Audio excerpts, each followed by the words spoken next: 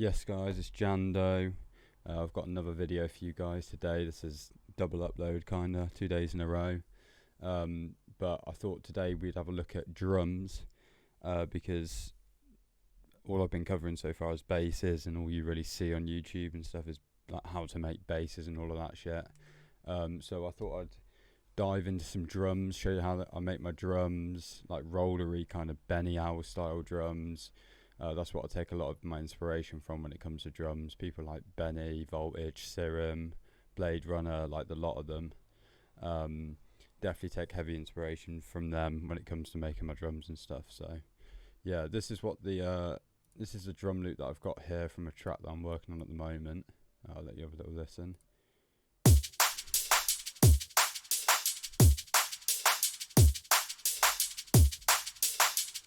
So yeah, that's a loop. Thing is with drums, they can tend to sound very different when they're actually in a mix. So right now you can obviously hear how they sound. You put them in the mix and it's got such a different effect on the tune, and they sound a lot different. When you have things going like sidechain compression and stuff, the tune starts to build up a bit more. The drums start to change as you add more stuff into the track. That isn't drums themselves. And it doing things certain ways can really complement tracks. So yeah, this is the drum loop we're going to look at. But before we dive into the actual main part of the arrangement, etc., like processing and whatnot, one of the most important things when it comes to making drums is sample selection. Unless obviously you're making your own drums in some VST or Serum or whatever. I know a lot of people use, I can't remember what the name of it is off the top of my head, but a VST for, it's like a drum machine. I know a lot of people use them. I'd love to use that, but at the moment, I've not got around to copying it. But when you're making drums, you're using samples, whether it's sample loops or just one hits, which is what I tend to use, is just one hit samples. Sample selection is the most important thing when it comes to making like good drums. If you've got shitty samples, the drums are probably going to sound shitty, like overall. So you've just got to make sure that the samples that you're using are really good. And obviously there's loads of packs you can get. Like I've got a bunch of packs in here, loads of packs here. But where you get them from isn't, well, it is important. I mean, there's a lot of sample packs out there that you can buy straight and they're really good. A lot of the by the producer ones were really good, but obviously they're not doing packs anymore. But Splice is probably most people's main source of samples, and Splice is good, but it's very, very hit and miss. Sometimes you can get really, really good samples, and some of them seem good, and then you put them in the mix and they just sound absolutely terrible. So I'm going to put a few pictures up on the screen now, and these are the packs that I've used the most and find that they're full of really, really high quality samples. So definitely recommend checking these packs out and downloading as many samples as you can from them, because these are the best ones out there on Splice. But yeah, moving on, we're going to break down the arrangement of the drums and just kind of show you what I've got in my drum bus. So starting off, obviously we've got a kick, very basic. Every drum pattern's got a kick, no processing on it. Again, high quality samples. This kick's taken from a break, but I know for a fact the break's been like processed so heavily before being put in this pack. So processing this on its own isn't like a necessity to me. I don't need to do it. It sounds good how it is, so I'm happy. We don't need this channel. So yeah, I'm happy with that. So for this pattern, we've literally just got to kick every bar. And then with the snares, so these have got a little bit of processing on, but it's mainly for like kind of effects, because it is again a really good sample. That's probably been heavily processed already. But yeah, for the pattern, we've got it on the see, I'm so bad with these bars. 33.2 and 33, what is that? Like 3.3 33.3 point. I've got no idea. You can just see the pattern. I'm no good with these like triplets and stuff and the names of them. But yeah, this is where we've got the snares. It's more of a clap than a snare, to be honest, but it works and it sounds really nice. And then we've got some reverb on it here. Not a huge amount. And then more reverb here. So this reverb here is kind of mainly focusing on the stereo width. I've got like 20% on the mix here, and on this one on the right I've only got 5%. But this one I'm using for the tail end, so that I've pushed the space up so that the reverb rings out for longer. So yeah, that's what we've got going for the snare. And then we've got this nice little ride here. Again, a little bit of reverb on it, not a massive amount. You can see that there's a lot of space, but again, the mix is down at 5%, so it's not a huge amount of reverb. But this has like a nice flow to the drums.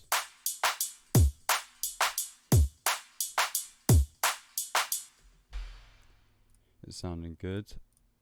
So they're the ones we covered, and then we've got an open hi-hat to just make the drums a little bit different. I love putting like open hats in my drums, like in various places. I mean, sometimes I put them in weird places to make the drums more like breaky in a way. Like steppy drums, they're really nice to make. Like T.I. is like a perfect example. If you listen to like Minimal Genocide and some of his other tracks, the open hat placement is so good, and the way that he uses open hats with rides and other open hats. Same with Benny Al, actually, thinking about it. Their open hat samples and whatnot are so good, and the placement and arrangement for them are amazing. So that's again taking huge inspiration from like Benny and T.I. With open hats, but this is the open hat placement with the other drums that we covered so far.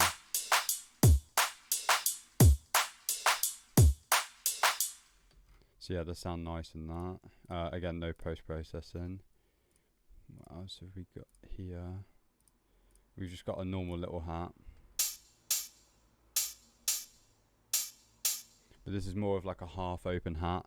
Like a it's a kind of half open. Again, reverb on this one. Exact same reverb. Well, this one's 6% opposed to 5, but and 18 opposed to 20, but basically the exact same reverb that we had on the rides. And if you listen to this with the hats in now,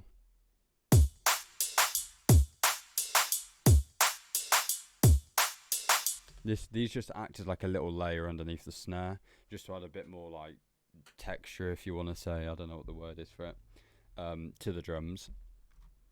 And then we've got a soft hat, how I've called it. This is more of like it's more of like a digital sounding hi-hat than anything. It's like a shaker basically, but one hit shaker, and this just plays out throughout. Adds almost adding skippiness to the track when it's put alongside the other hats here, because you can obviously see the placement of it, well, the arrangement of it. It adds like skippiness to it. So if I just a little bit of skip there, which is nice. And then that with the mix is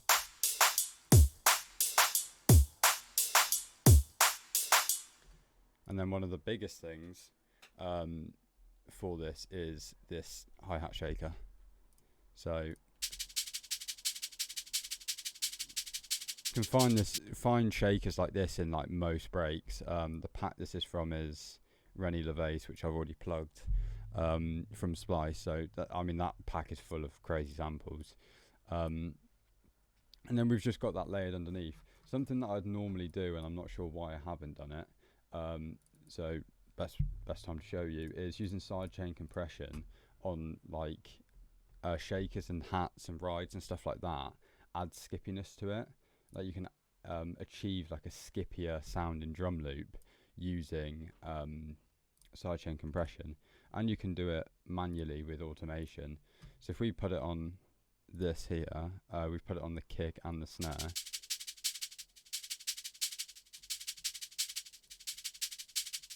And then just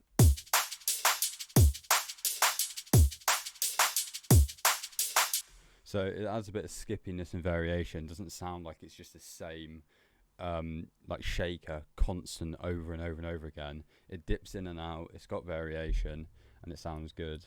Another thing I like to do with, like, I haven't done it on this track, but I'll use it as an example. If you want to achieve like fast hats, but again they can sound really repetitive and like not just very plain and like boring, to be honest. So automating them is what I tend to do. So I just automate the track volume here, and what I'll do is just make a little decrease in volume here, and just copy and paste that over to the other one. So we've got the first one at full volume, and then the second dipped in volume, so every 2 is dipped.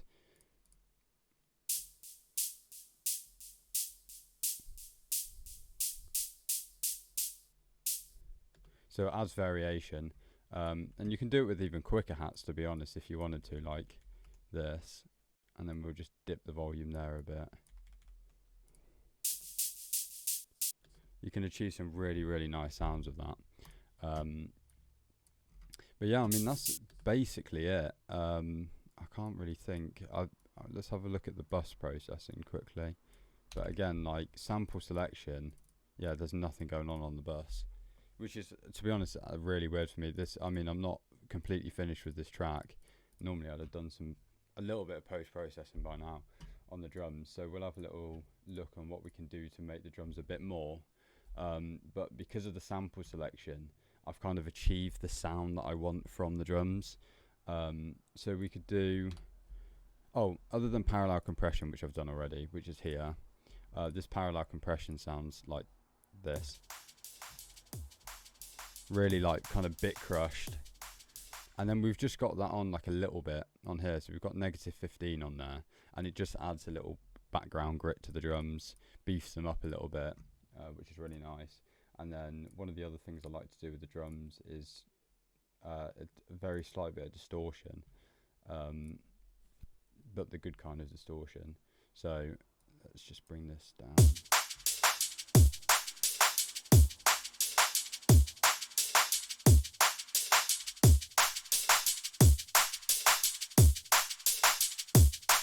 So you can hear now that the top end is a lot grittier. I'm like pushing this tone up to the bright. It's a lot more grittier, sounds more like, I don't know what the word is, like industrial style, like, you know, Benny Owl, like proper grit drums. And that's what we're kind of achieving here, like by pushing the drive up and the tone up a little bit with the distortion. So if that's the kind of sound that you're after, this is the way to do it. And then you can always saturate as well. Saturating is quite good to add a bit of punch and grit to the drums. It's what I used to do on a lot of my tracks before. I used to do a combination of saturation and glue compression, which made the drums like extra punchy, like old kind of Disruptor style drums is a good example. He used to have really thick, like punchy drums, snappy drums. So yeah, saturation and glue compression. But I mean, I'm happy with how the drums are sounding right now. I don't feel like they need to be compressed, EQ'd in any way, just because of the sample selection. Not to toot my own horn, was really good for this one. It took a while to find the right samples and whatnot. So, but yeah, I'll show you what it sounds like with the rest of the track. I mean, the basses, and you'll be able to hear the difference between the drums on their own, and then when you actually throw them all into a mix, on how different the drums can sound and how much better they can sound, to be honest. But yeah, here's the tune. My Tiger Kung Fu is better than yours.